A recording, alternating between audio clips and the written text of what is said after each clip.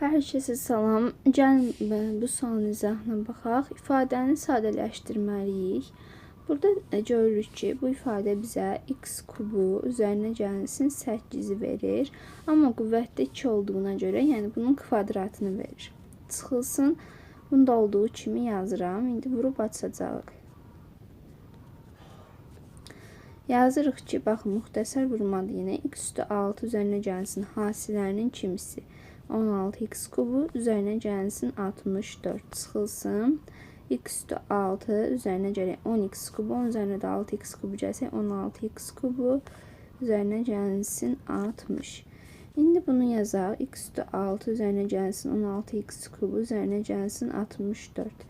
Qarşısında mənfi olduğuna görə mötərizənin deməli işarə dəyişib çıxacaq. Çıxar x üstü 6, çıxaq 16x kubu çıxılsın 60. Baxırıq ki, x üstü 6'lar islah olunur. 16x kubula 64'dən də 60 çıxırıq. Deməli cavabımız 4'dür. Yəni doğru cavab A variantı.